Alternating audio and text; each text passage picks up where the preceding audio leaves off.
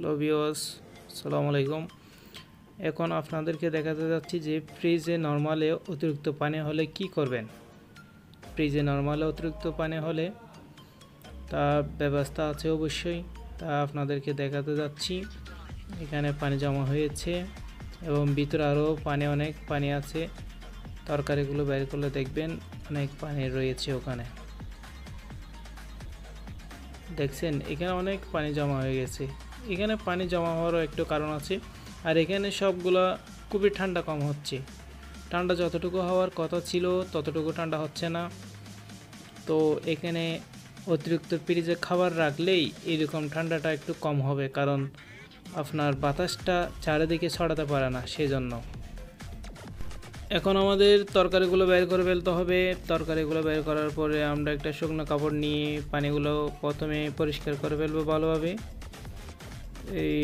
এদিকে পানি জমা হওয়ার কারণ হচ্ছে যে আমরা একটা কাঠ ব্যবহার করছি, ওই কাঠের জন্য এদিকে একটু উঁচুল হয়েছে, সেই জন্য পানিগুলো ভিতরে জমা হচ্ছে।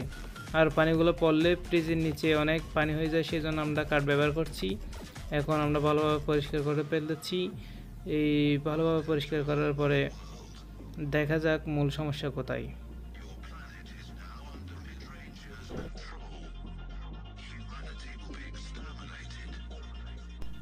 ফ্রিজে আরেকটা সমস্যা হতে পারে যে ফ্রিজে যে ম্যাগনেট থাকে দরজার মধ্যে, ওই ম্যাগনেটটা যদি কাজ কম করে অথবা কম লাগে, তাহলে বাহির থেকে অনেক শুষ্ক হাওয়া ওখানে প্রবেশ করতে পারে বলে ওই পানিগুলা জলীয় কার্বন হয়ে ওখানে পানির পরিমাণ বেড়ে যায়।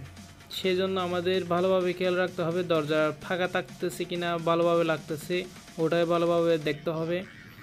যদি দরজা ফাঁকা থাকে তাহলে ব্যবস্থা আছে অবশ্যই, আমাদের অন্য ব্যবস্থা করতে হবে। আমরা এখানে একটা দরজার শিকড় লাগিয়েছি, যেটার মাধ্যমে দরজাটা ভালোভাবে আটকানো যাচ্ছে।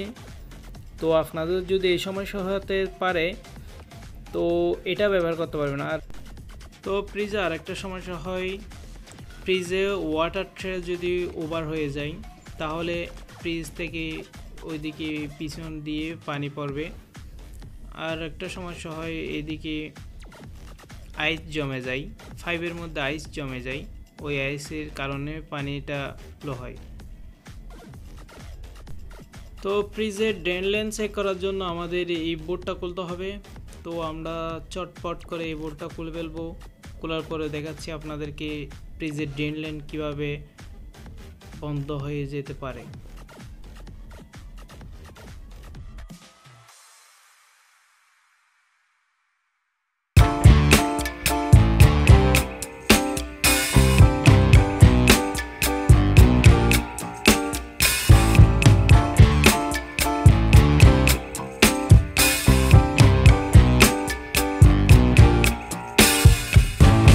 I'm overheated,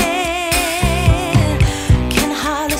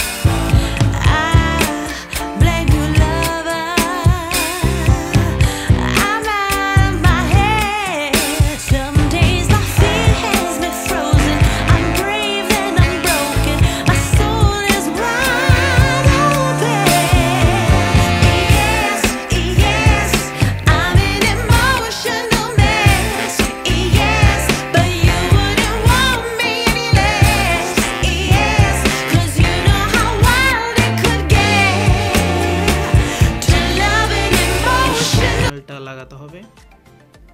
তো এটা আমরা আস্তে আস্তে অ্যাডজাস্ট করে লাগাবো, ঠিক মতো লাগতেছে কিনা দেখতে হবে। স্ক্রুর সাহায্যে আমরা এটা লাগিয়ে ফেলবো। আমাদের প্যানেলটা লাগানো শেষ। তো এখন আমরা প্রিজ চালু করে দিব। প্রিজ চালু করে দেওয়ার পরে দেখবেন আর সমস্যাটা হচ্ছে না। তো আপনারা নিজেরাই পারবেন, ধৈর্য সহকারে করলে, আমার ভিডিওটা ভালোভাবে দেখলেই পারা যাবে অবশ্যই। তো কোনো কিছু হলে কমেন্টে জানাবেন।